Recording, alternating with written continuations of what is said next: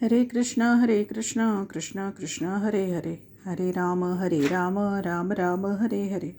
श्रील प्रभुपाद की जय. श्रीमद् भागवतम स्कंद 1 अध्याय 1 श्लोक क्रमांक 18. अथाख्या हि हरेर्धिमनवतार कथा शुभा लीला विदधत स्वैरमीश्वरस्यात्म मायया.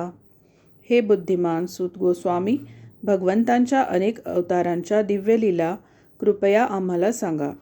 सर्वश्रेष्ठ नियंता असे जे भगवान, त्यांची मंगलमय साहसकृत्य आणि लीला असे सर्व काही त्यांच्या अंतरंगा शक्तीने संपन्न होत असते.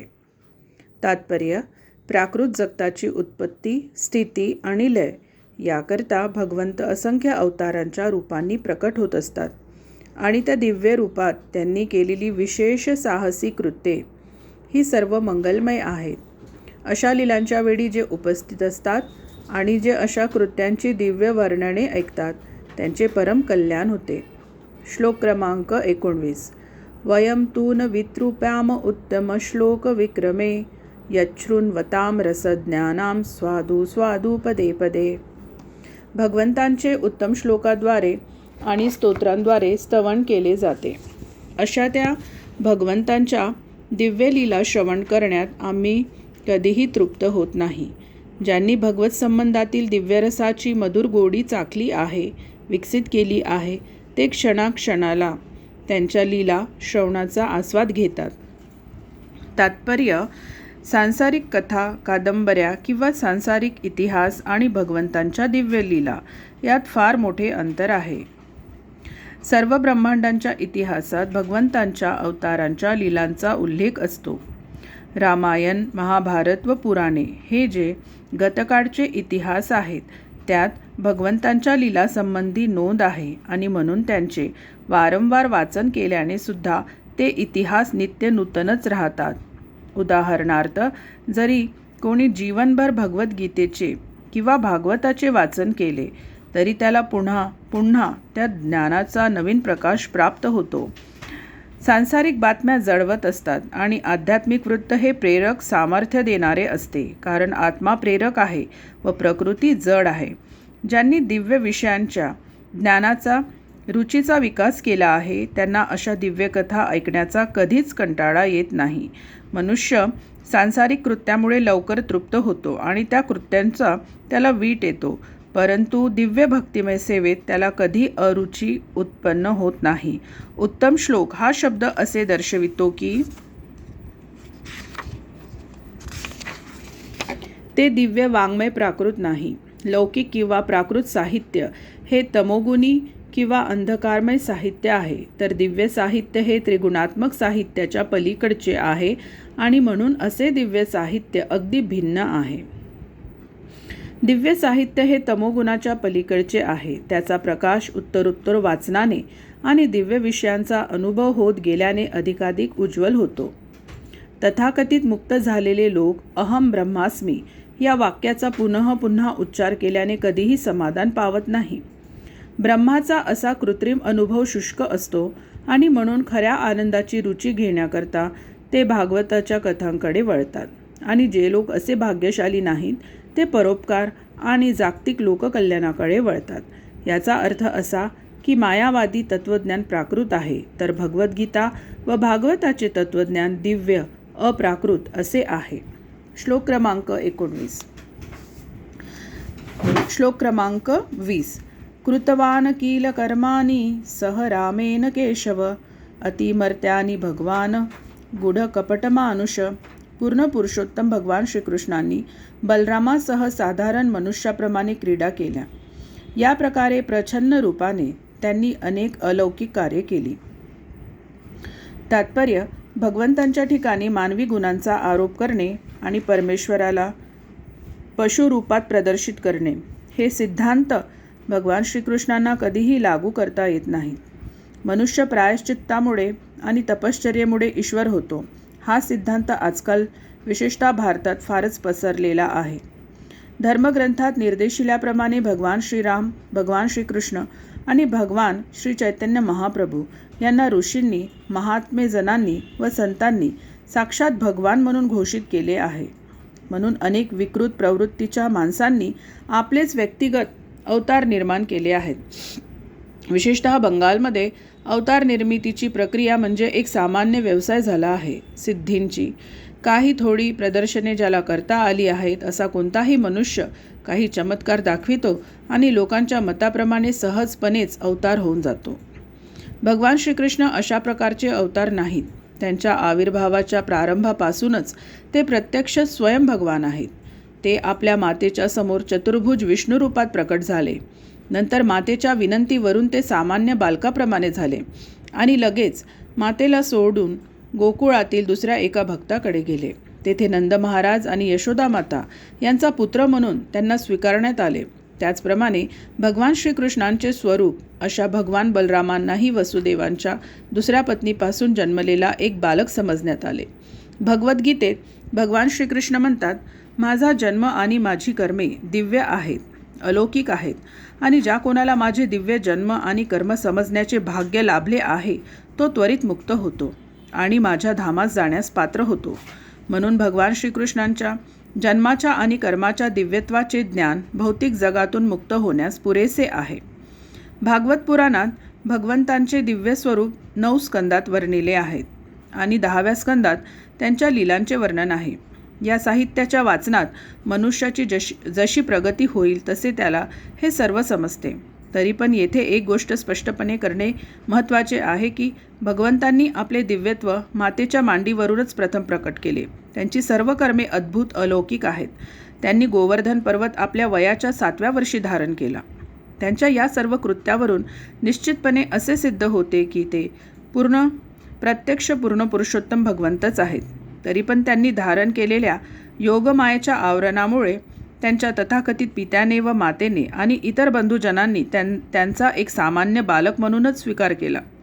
जेव्हा त्यांनी असाधारण कृत्ये केली तेव्हा मातापित्यांनी अन्य प्रकाराने त्या कर्मांचा विचार केला व आपल्या पुत्राविषयी दृढ वात्सल्य प्रेमामुळे ते संतुष्ट राहिले. म्हणून नैमिषारण्यातले ऋषीगण त्यांचे असे वर्णन करतात की ते मनुष्याप्रमाणे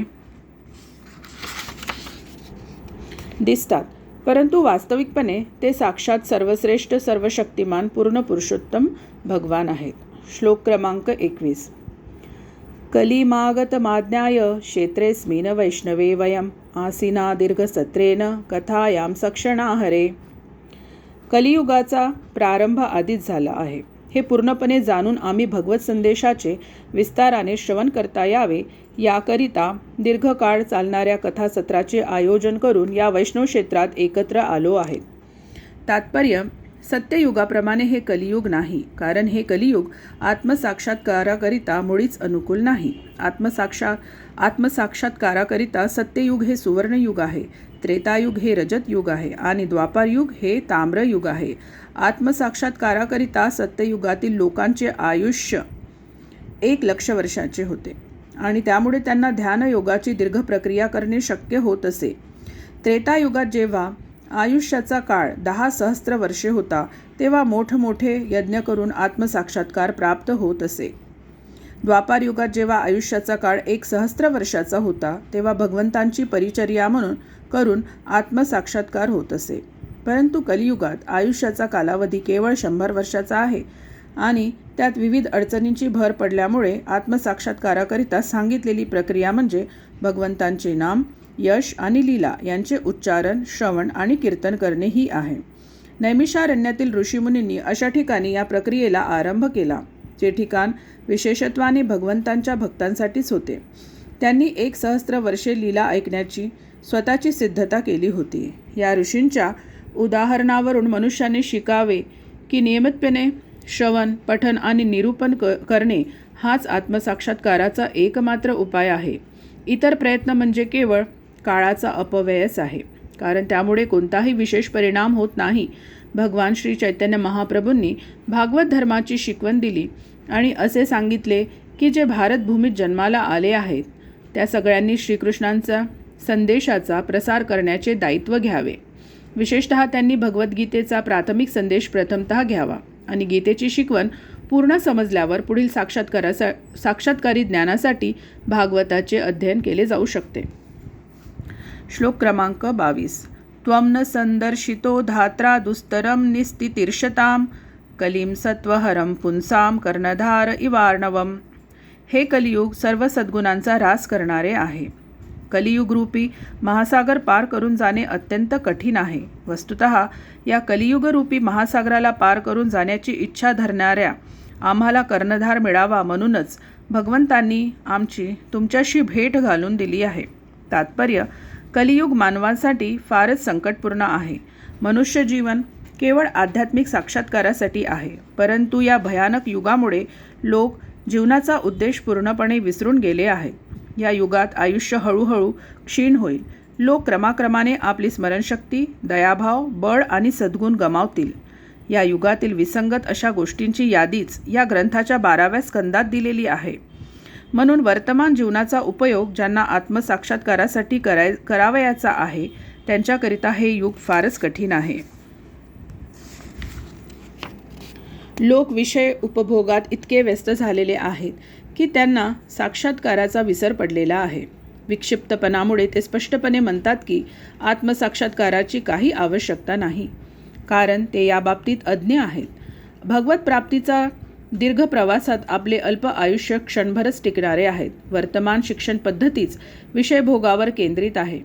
जर कोणी विद्वान याविषयी विचार करील तर त्याला असे दिसून येईल की या युगात मुलांना हेतुपुरस्सर तथाकथित शिक्षणाच्या कत्तलखान्यात पाठविले जात आहे. म्हणून विद्वान लोकांनी या युगात फारच दक्ष असावे आणि जर त्यांना कलीचा दोषसागर तरून जायचाच असेल तर त्यांनी नैमिषारण्यातील ऋषींचे अनुसरण केले पाहिजे. त्यांनी सूत गोस्वामी किंवा त्यांच्या प्रामाणिक प्रतिनिधीस नौकेचा कर्णधार म्हणून स्वीकारले पाहिजे. ही नौका म्हणजे गीता आणि भागवताच्या रूपाने असलेला श्रीकृष्णांचा दिव्य संदेश होय. श्लोक क्रमांक 23.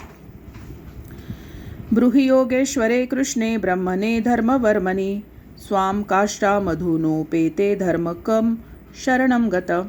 परमयोगेश्वर भगवान श्रीकृष्ण निजधामाला गेलेले असल्यामुळे धर्मतत्वे कोणाला शरण गेली आहेत ते कृपया आम्हाला सांगा.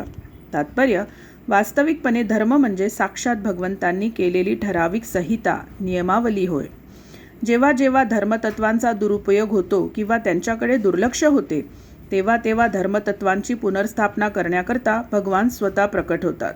भगवद्गीतेत हे सांगितले आहे. या श्लोकात नैमिषारण्यातील ऋषीगण धर्मतत्वांविषयी प्रश्न करीत आहेत. या प्रश्नांची उत्तरे नंतर देण्यात आली आहेत. भागवत ही भगवंतांची दिव्य विश्वसनीय वाणी ध्वनी अवतार आहे. म्हणून भागवतामध्ये ज्ञान आणि धर्मतत्वे यांचे परिपूर्ण वर्णन आहे. अशा रीतीने श्रीमद भागवताच्या पहिल्या स्कंदातील ऋषींचे प्रश्न नामक पहिल्या अध्यायावरील भक्तिवेदांत भाष्य संपन्न झाले. श्रील प्रभुपाद की जय. हरे कृष्णा कृष्णा कृष्णा हरे हरे, हरे राम राम राम हरे हरे.